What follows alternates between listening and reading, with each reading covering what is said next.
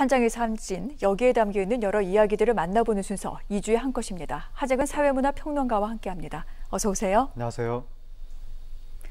예, 2주 한 것 첫 사진은 요즘 논란의 인물을 준비했습니다. 국민 역사쌤, 인기 한국사 강사인 설민석 씨. 요즘 여러 가지 논란이 많이 제기되고 있는데 역사 왜곡뿐만이 아니라 논문 표절까지 지금 일이 커지는 모양새입니다. 평론가님. 예, 그 설민석 씨가 본인의 이름을 내건 프로그램이 최근에 시작이 됐는데 네. 거기에서 고대 이집트, 고대 로마 그 역사를 이야기한 거예요. 거기 클레오파트라 이야기 나오고 카이사르 나오고 했는데 그게 사실관계가 잘못됐다고 어느 학자가 주장을 했는데 그것을 설민석 씨가 인정을 했거든요. 결국 잘못됐다는 거죠.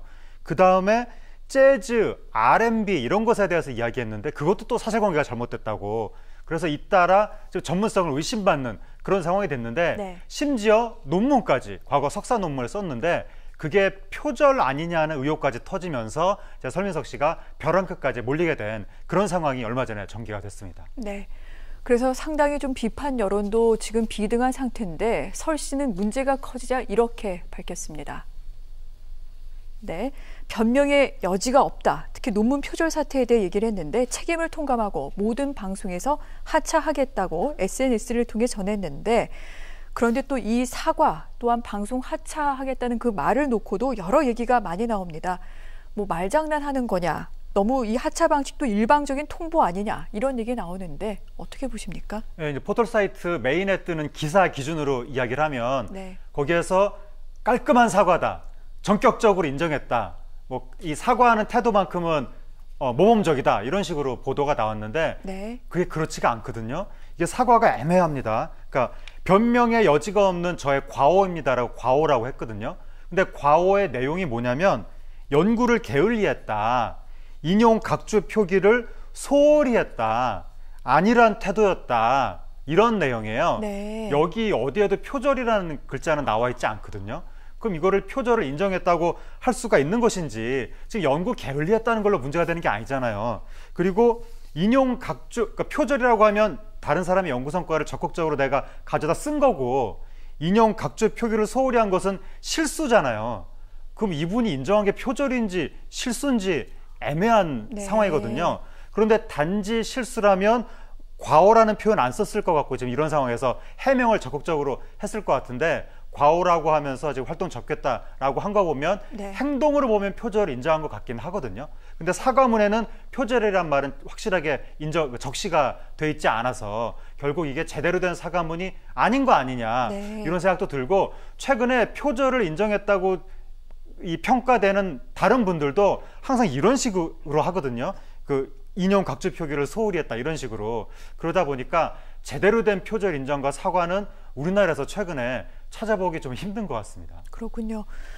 표절이라는 부분은 사실은 도덕적으로 굉장히 지탄받아야 되는 학문 분야에선 특히나 그러합니다. 그렇기 때문에 지금 또 사과 같지도 않다라는 말씀도 하셨는데 이렇게 사과하는 것만으로 끝날 일도 아니기도 합니다.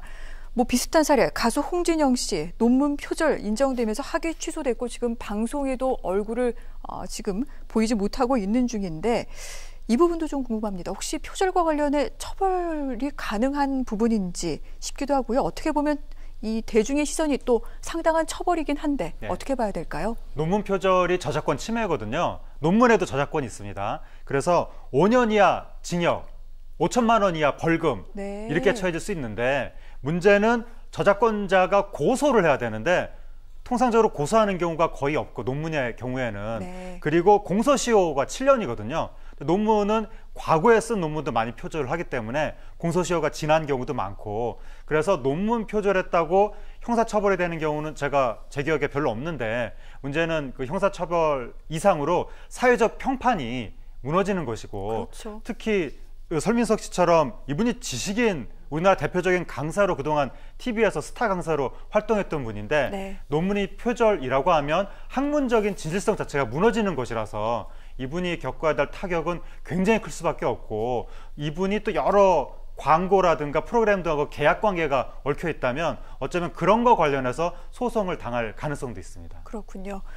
그간 뭐 역사에 있어서 도덕성 등등을 또 굉장히 강조했던 그런 경력도 있기 때문에 대중의 실망이 그래서 더 큰 지점도 있는 것 같습니다. 그리고 한 가지 좀 짚어야 될 대목이 있습니다. 설광사 사태를 보면서 사실은 방송계, 제작진들이 각성해야 된다. 이런 목소리도 상당히 높은데 평론가님 어떻게 생각하십니까? 방송계가 사실 문제인데 네. 이게 지식과 학문을 다루는 거거든요. 네. 강의를 하는 거잖아요. 그런데 지식과 학문은 원래 모호하고 복잡합니다.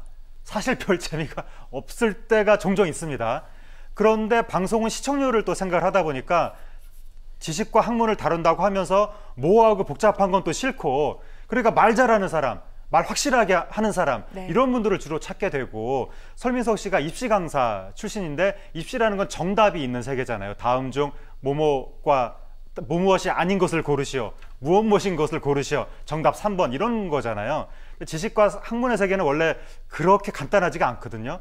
그런데 이제 진짜 학자들은 그래서 이야기할 때 되면 막 복잡하고 이분이 무슨 말을 하는 거지 막 답답하고 그럴 때가 있는데, 아무래도 이제 강사분이니까 정답을 쪽집게처럼 딱딱딱 찝어주니까 그게 방송 관행하고 맞아 떨어져서 그래서 방송 스타가 된 것이 아닌가. 그런데 제작진이 진짜 어떤 엄밀한 지식의 의미를 그렇게 엄중하게 책임 있게 생각을 했다면 보다 전문적인 분들을 많이 찾을 수도 있었을 텐데 굉장히 네. 안일하게 이런 분들을 크게 검증 없이 거의 모든 분야의 척척박사처럼 다 그렇게 강사로 내세웠거든요. 네. 그러니까 이것은 설민석 씨도 참 그렇게 많은 분야에 나갔다는 것이 이분도 참 대단하지만 그분을 내세운 방송가의 관행도 문제고, 그래서 설민석 씨와 방송가 모두 이번 일을 계기로 좀 반성을 해야 되지 않나 그렇게 생각이 됩니다. 네. 시청률, 인기만 쫓았던 방송사, 제작진들의 반성을 촉구하는 목소리, 그래서 더 귀담아 들어야 될 대목인 것 같습니다.